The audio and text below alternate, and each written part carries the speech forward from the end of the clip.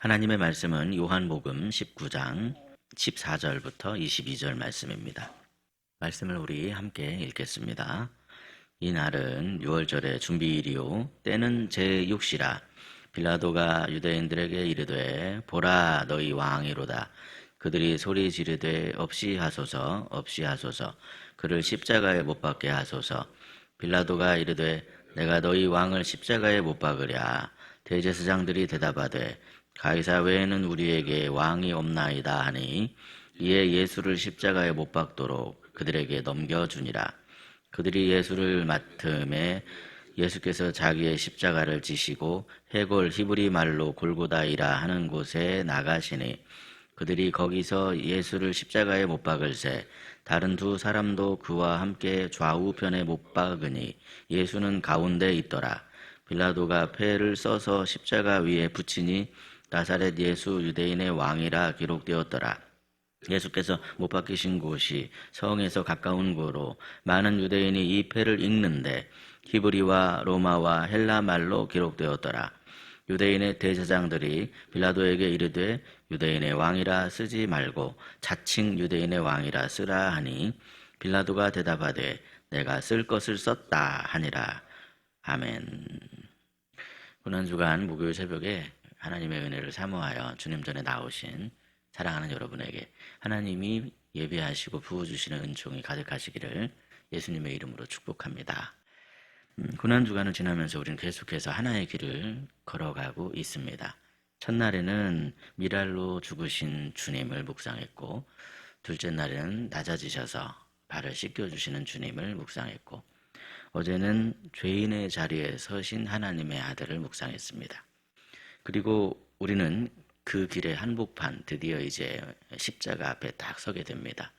많은 사람들이 십자가 앞에 서는 것을 부담스러워하고 많이 괴로워하는 그런 마음이지만 우리는 날마다 이 십자가 앞에 서야만 합니다.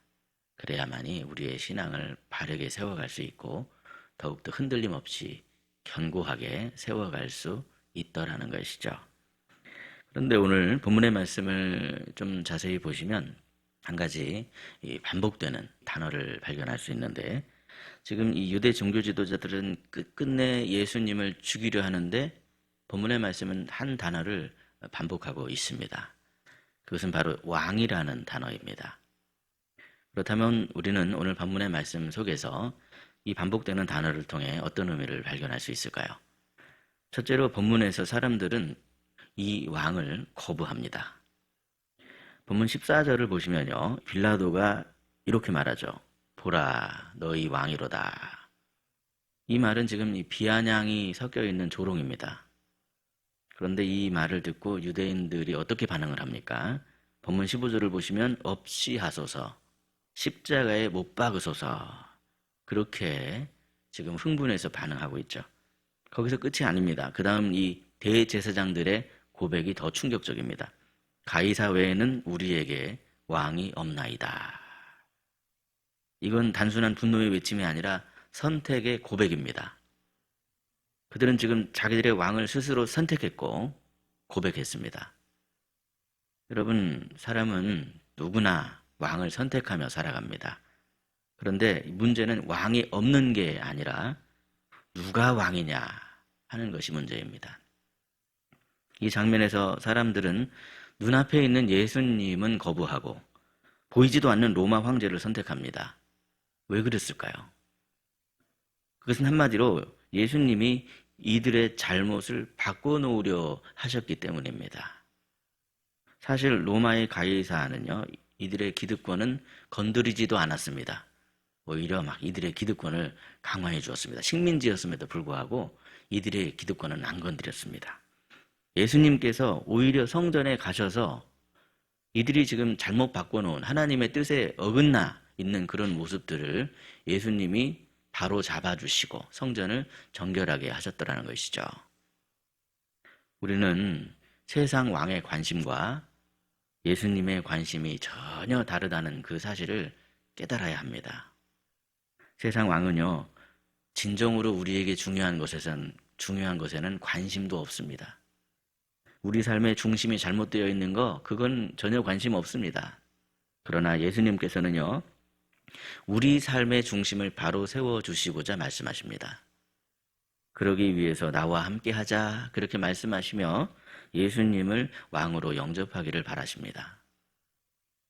그런데 그래서 사람들은 그 이유 때문에 예수님을 거부합니다. 여러분, 그때만 거부하는 게 아닙니다. 이 장면은 2000년 전의 이야기로 끝난 게 아닙니다. 바로 오늘 우리의 이야기입니다. 그렇다면 우리는요, 우리 삶을 바로 세워주시기를 원하시는 그분을 내 마음의 왕으로 선택하며 살아가고 있습니까? 이 새벽에 우리는 십자가 앞에서 우리 자신을 스스로 돌아보길 원합니다. 둘째로 예수님은 십자가를 지고 걸어가시는 왕이십니다. 본문 17절 말씀인데요. 우리 본문 17절 말씀을 함께 읽겠습니다. 시작. 그들이 예수를 맡음에 예수께서 자기의 십자가를 지시고 해골 히브리 말로 골고다이라 하는 곳에 나가시니. 아멘. 요한이 기록한 본문의 장면은 좀 이상합니다. 이 장면은 온통 자기 십자가를 지신 예수님께로 집중되어 있습니다. 그래서 다른 설명이 없습니다. 예수님은 이미 채찍을 맞으셨고 온갖 조롱을 다 당하셨고 지금 지쳐있는 그러한 상태입니다. 그런데 그분이 직접 자기 십자가를 지고 가시더라는 거예요.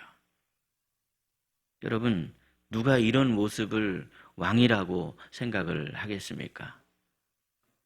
세상 왕은요, 이런 상황에서 자기 십자가를 지려 하지 않습니다. 오히려 다른 사람이 대신 십자가를 져주죠. 다른 사람에게 다 지라. 나는 왕이니까 네가 내 십자가를 져라. 그렇게 다 다른 사람한테 지웁니다. 그러나 예수님은 자기 십자가를 지십니다. 그리고 그 길을 묵묵히 걸어가십니다. 왜입니까, 여러분? 예수님이 지신 그 자기 십자가는 우리 죄를 대신한 십자가였기 때문에 그렇습니다. 예수님은요, 이 길이 자기가 걸어가야 할 길이라는 것을 아셨습니다. 월요일에 우리가 보았던 생명을 위해서 죽는 그 한 알의 밀알과 화요일에 보았던 그 제자들의 발을 찢겨주시면서 부족한 제자들을 끝까지 기다려주시는 그러한 예수님, 그 모습과 어제 보았던 그 죄인의 자리에 서시는 하나님의 아들, 그 예수님의 모습이 오늘 지금 이 한 자리로 집중이 되고 있습니다. 사랑하는 여러분, 우리가 따르는 왕은 그냥 말만 하시는 그런 왕이 아니라는 거예요. 우리의 왕은 우리 대신 묵묵히 십자가를 지고 가시는 왕이십니다. 그분은 우리에게 참 생명을 주시려고 조용히 우리를 부르시는 왕이십니다. 그러니 우리가 그분의 부르심에 아멘으로 화답해야 되지 않겠습니까? 셋째로 예수님은요, 십자가 위에서 드러난 왕이십니다. 본문 18절을 보시면 예수님께서는 결국 십자가에 못 박히십니다. 그리고 그 위에 하나의 문장이 붙게 되죠. 본문 19절에 보니까 뭐라고 붙어 있습니까? 나사렛 예수 유대인의 왕이라. 그 패가 지금 십자가 위에 딱 붙어 있습니다. 나사렛 예수 유대인의 왕. 이 문장은 지금 아이러니로 가득하죠. 사람들은 조롱하려고 썼지만 오히려 하나님께서는 진리를 선포하는 그러한 용도로 사용하십니다. 사람들은 십자가를 패배라고 생각했지만 하나님께서는 십자가를 참된 왕의 즉위식으로 바꾸십니다. 그러므로 여러분, 십자가는 왕이 패배한 자리가 아닙니다. 오히려 왕이 누군지를 밝히 드러내시는 자리입니다. 본문 20절을 보시면요, 이 글이 세 가지 언어로 쓰였다는 것은 참 놀랍고 흥미롭죠. 예수님이 왕이라는 문장이 히브리와 로마와 헬라 말로 기록되었더라. 이렇게 기록이 되어 있다는 거예요. 다시 말해 당시의 종교, 권력, 문화, 모든 이 당시의 종족들이 알아들을 수 있는 언어로 그 영역 위에 지금 예수님의 왕되심이 선포되고 있다. 이것을 지금 말씀하고 있는 겁니다. 사람들은 애써 부정하려고 했지만 세상은 이미 십자가를 통해서 그 사실을 듣고 있었습니다. 그리고 지금도 살아계신 이 하나님의 말씀을 통해서 여전히 그 선언은 계속되고 있습니다. 사랑하는 여러분, 이 고난주간은 단순히 예수님의 고통을 기억하는 그런 자리가 아닙니다. 누가 왕이냐, 우리가 누구를 왕으로 모시며 살아갈 것이냐. 십자가 앞에서 우리는 여기 지금 십자가 위에 쓰여 있는 글, 나사렛 예수 유대인의 왕, 이 말이 지금 당시에 히브리어, 로마어, 헬라어로 기록되어 있다. 이것을 지금 우리에게 말씀하고 있는 겁니다. 사람들은 외쳤습니다. 이 사람을 없애라. 그러나 하나님께서는 우리에게 가르쳐 주십니다. 이분이 왕이다. 우리는 이 두 음성 사이에서 선택해야만 합니다. 세상의 방식으로 살 것인가? 십자가의 왕을 따를 것인가? 여러분께서는 무엇을 선택하시겠습니까?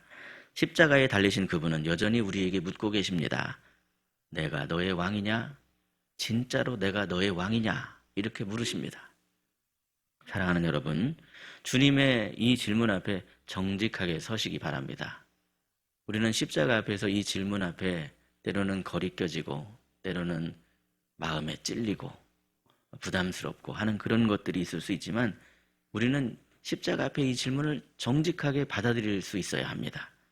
그래야만이 우리가 우리의 신앙을 올바로 세울 수 있기 때문에 그렇죠.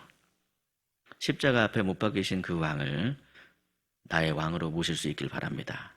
그럴 때 우리의 삶은 다시금 하나님 나라의 통치가 시작될 것입니다.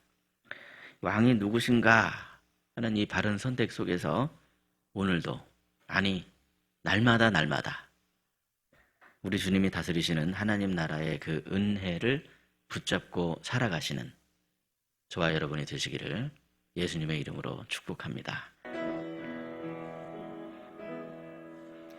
사랑의 아버지 하나님, 고난주간을 지나면서 십자가 앞에 설 수 있게 하여 주시니 참 감사합니다. 우리는 그동안 예수님이 아닌 다른 것들을 내 삶의 중심으로 선택하려 하다가 결국에 하나님과 점점 멀어지게 되었음을 주님께 고백드립니다. 눈에 보이는 좋은 것, 내가 붙잡아야 좀 더 유리할 것 같은 것, 세상의 힘과 방법을 좀 더 의지하려고 했던 우리의 연약함을 주님 용서해 주시옵소서. 조롱과 멸시, 천대와 거절 속에서도 묵묵히 자기 십자가를 지고 끝까지 그 길을 가신 왕이신 예수님을 바라봅니다. 그분이 자기 백성의 죄를 지고 가신 우리의 왕이심을 믿습니다. 그분만이 우리를 살리시는 참된 왕이심을 고백합니다. 이 시간 다시금 우리가 결단하오니 이제는 우리의 마음의 왕좌에 오직 우리를 대신해 자기 십자가를 지고 가신 예수 그리스도 한 분만 앉게 해 주옵소서. 우리의 생각과 선택과 삶의 방향이 자기 백성을 사랑하시는 왕이신 주님 뜻 아래 놓일 수 있게 하여 주시고, 날마다 주님의 선하신 통치 아래 내 삶의 중심을 참 생명의 방향으로 올바르게 세워가며 그리하여서 진정한 평안과 행복을 누리는 주님의 백성이 되게 해 주옵소서. 그리하여 오늘 하루도 희락에 속한 모든 가정마다 하나님의 나라가 임하게 하여 주시고, 주님의 다스리심 속에서 참된 자유가 있고 참된 기쁨이 있고 참된 치유가 있고 참된 회복이 있으며 평안과 안식과 감사가 있는 은총의 삶이 되게 해 주시옵소서. 우리의 왕 예수 그리스도의 이름으로 기도드리오며, 이제는 우리를 위해 자기 십자가를 지시고 그 길을 끝까지 걸어가사 십자가에 달리신 우리 주 예수 그리스도의 은혜와 그 크신 하나님의 사랑과 성령님의 감동, 감화, 교통하심이 오직 예수님만을 나의 왕으로 선택하기로 다짐하며 머리 숙인 사랑하는 성도님들과 흩어진 우리 희락의 가정과 직장과 산업과 사랑하는 자녀들의 머리 위에 영원히 함께 하시기를 축원하옵나이다. 아멘.